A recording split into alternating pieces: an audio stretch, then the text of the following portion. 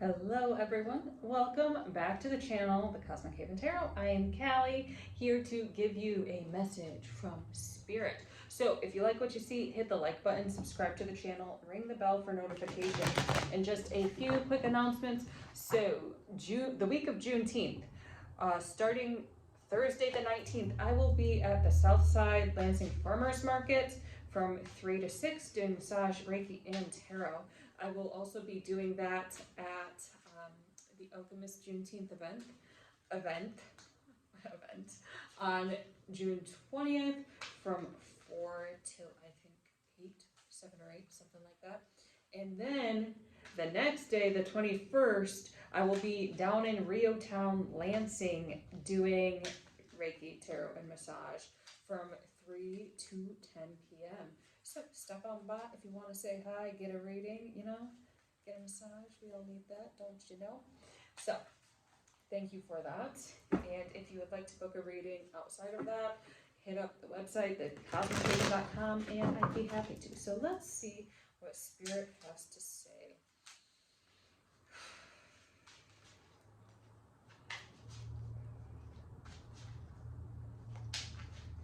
For some of you, be really careful of your finances right now.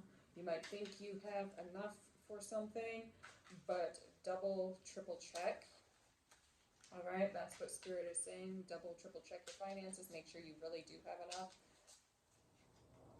Yeah, just be concerned about overdraft and overdraft fees. All right, so we have got the moon in reverse. So Spirit says there are some aspects of you that you are not facing right now, that you're unwilling to see. And it feels like for some of you, there's a lot of shame and jealousy, a lot of comparing yourself to others. So really look into that and see, rather than being jealous or feeling ashamed, look at the other person or people you might be jealous of and be like, oh wow, they are inspiring me to move forward, and they're inspiring me to be different. And then you look at that shame, look at it with forgiveness and be like, oh, this is telling me that I don't like the way I am right now. I'm gonna put a little bit of love on it and see, like, is that shame justified? Some of the shame is not justified, okay? Some of it is just related to trauma, especially from childhood. Some of you, it's recent trauma, like it feels like a breakup or something like that. So for some of you, it might be recent trauma. So really dig deep into that and see, okay, where do I feel ashamed and where do I feel these aspects, and really clear that out, okay? Cultivating a sense of safety. So this is really a call to allow yourself to be safe to feel, especially these aspects you don't necessarily want to look at. Allow yourself to have a safe space to really look at them, whether that's in therapy or whether that's on a massage table or even before your altar or just meditating or doing yoga at home. Find a safe space and cultivate that sense of safety. So really, even if you go back and imagine yourself and say, you know what, you're safe, I got you. We can feel this stuff, we can rage through this stuff, we can do whatever we need to do to get through it, and even give yourself a weekend off to just rage if you need to. But really, there's a lot of pent-up stuff that you are not allowing to break through and to be healed and confronted and come to terms with.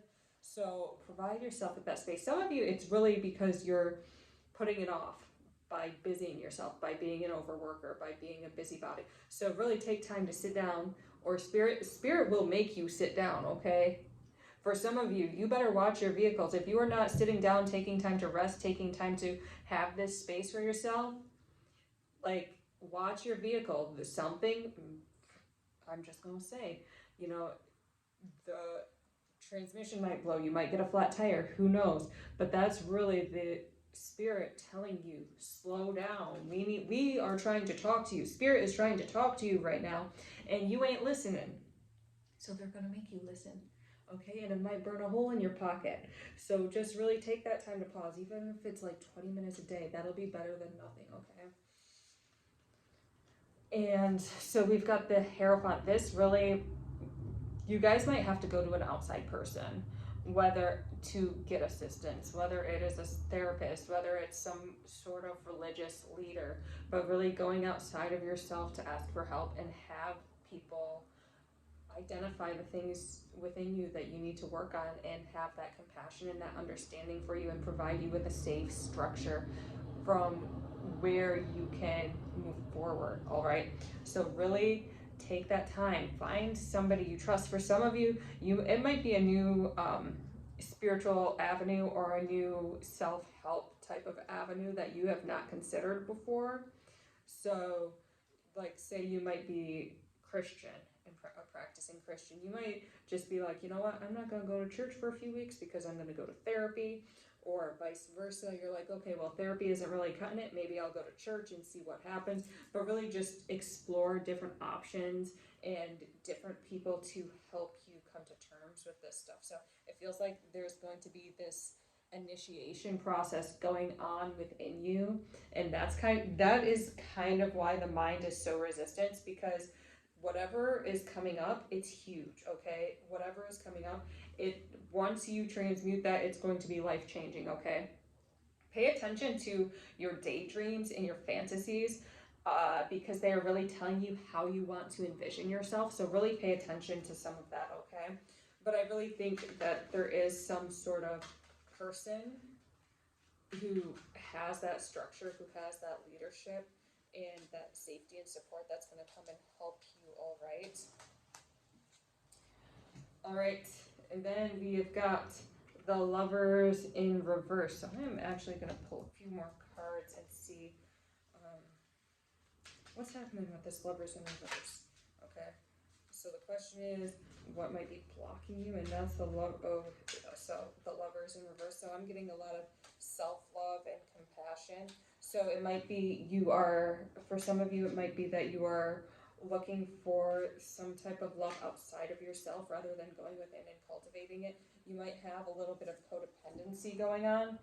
Yeah, and so it's really this call to be more independent, to know that it's okay to let go and do your own thing. And that, you know what, like society, we like to make rules and try to make sense of things, okay, with words. But there is but this Ace of Wands is saying there is something so divine and so unknowable, but you can only reach that pinnacle by allowing yourself to be independent, by allowing yourself to really cultivate this sense of aloneness and being okay with being with yourself. All right, so it's really about taking time to be alone, taking time to self-reflect, journal, and know that. So some of this stuff, it's like it's not a breakup, and it's not a departure from a person per se, but it's more of coming into your own and then going back into the relationship and being okay with withdrawing from people for a while, but then coming back. So those of you who are in relationships, know that it's okay to really take some alone time, take some vacation time, and go travel on your own. Even if you want to sleep like in a different bed for a while, just because you want to be in your own energy and not like connected to somebody else's energy, that's totally fine. Know that it's okay to have that distance and have more freedom than society thinks. So like, we're used to these 9 to 5s, we're married for life, we're gonna be side by side doing everything together all the time. You better be at my things and supporting me or else. But like, you're an adult, okay? You are an adult. You do not need somebody to come cheer you on all the time. Like, people have to do what they gotta do. And you gotta do what you gotta do. And then if we connect and come together, that's great. But if not, then it just is what it is, and maybe next time. So you gotta give yourself that freedom. A part of you is really saying, is it okay for me to have a relationship, but also have the freedom to move forward in my career? Is it okay for me to have that relationship and also travel alone if I want to? Is it okay for me to be comfortable and to not be jealous, not be, and that goes back to the moon, like this jealousy, this moon in reverse. Is it okay for me to not be jealous and not feel insecure in a relationship? Should I be if we aren't, meeting up every single day, or if we aren't sleeping in the same bed every single day? And you have to make your own unique blueprint for or this. You have to figure out what works for you and what works for them, and then come into some sort of I don't know why I said that like that, harmony, but harmony, and really just integrate that and have a more holistic approach to relationships, all right? It's about what works for you and what works for them. The outside noise does not matter. It does not. It's a lot of noise, okay? So don't listen to it all the time. But really being able to take time for yourself, in conclusion, is going to be the thing that helps you the most, all right? We've got this Queen of Swords in reverse. Some of you have been kind of spiritually bypassing, this is what I'm getting, spiritually bypassing and not honing your psychic abilities as much as you could be. So really take time to dive deep and work on them. So even if you get your own tarot deck and just give yourself like a 3-card pull every single day, what's going to be in the morning, what's going to be in the afternoon, what's going to be in the evening, or what's the overall lesson for the day, and what's going to help me learn this lesson, and what's going to hinder me from this lesson. You know, just doing simple things like that to have this intuitive ability strengthened so you can use more discernment and use more spiritual protection in your everyday life, even if you don't necessarily want it to be a career. We use psychic abilities for everything, okay? We use it for our jobs, we use it for driving, we use it for working out, we use it for sports, we use it for music and art and everything else, okay? Psychic abilities are an inherent right that flows through us all. And so it's really this call to calm the mind down, clear the mind out, and really cultivate these abilities within yourself, all right? And so we've got death too. So I actually really do love the death card. Okay, so it's so, because this is a mental transformation. This is a mindset transformation. As you are coming alone and allowing yourself to be alone, allowing yourself to be independent. Some more epiphanies pertaining to your life and your spiritual purpose here on this earth are going to unfold, like the why are you here, what's your purpose, and you're going to really be able to hone in on them by developing these intuitive abilities, by allowing yourself to be independent and have more clarity on yourself, okay? So you're going to start seeing these visions and envisioning a future for you. So really take that time to be alone and meditate. And guys, like, you might be confused on spiritual abilities and psychic abilities and things like that. The number one thing I say is meditate, meditate, meditate. Because once you start calming that mind, once it starts quieting down and feeling safe, then you hear the little noises beyond. Then you start realizing, oh, this thought is not mine. This thought is not mine. I was just talking to some people today, and I tell them, you know, when people are coming at me trying to do some funny business, I get buzzing in my ear. Now, this has been developing over time, but now it's like I'm more aware of the buzzing, like the persistent thoughts going back to them, going back to whoever is trying to mess with my energy. And so then I'm able to ask for protection and do things in a way that protects myself, in a way that I'm not stressing my energy towards harming them. So I do protect, release, transmute to source, just because it's like, you know, I'm not going to fight with you. Just leave me alone. And so once I start cultivating that peace within me, then the noise starts going down, and then I don't have to hear that awful buzzing in my ear all the time. And, you know, we either work it out or don't. But that's a type of intuitive ability that you can cultivate within yourself. That's a safety thing. You know you're safe because you got these little bells and whistles popping off telling you when there's danger. So you don't have to go into that grocery store at 1 a.m. because you know there's going to be some weird dude there following you around. So you don't have to go to a party where you're feeling sick to your stomach just at the thought of it, because maybe those aren't your people. But by having this alone time, you get to cultivate who you truly are as a soul, and what works for your soul in this incarnation and what does not work for your soul in this incarnation. All right, that it's about strengthening, honing the blade of your spirit. We are all about that. All right. Yeah. Oh, okay, I'm sorry. That was very diabolical. But this is literally the Two of Swords is literally the honing the blade of my spirit card for me. So it's really shutting out the crowd, putting my protection on. So not only is this so this form of protection, but notice how there's certain aspects of her wrists over her arms in a specific way. And so these kind of remind me of the meridian points when you do Qigong. I'm not a Qigong practitioner, I just practice it for funsies. But there's certain meridian points on, like, below your wrists that tap into the heart chakra and then also protect your energy field. So you guys can look that up online. There's some great YouTube videos on it, like Qigong for protection.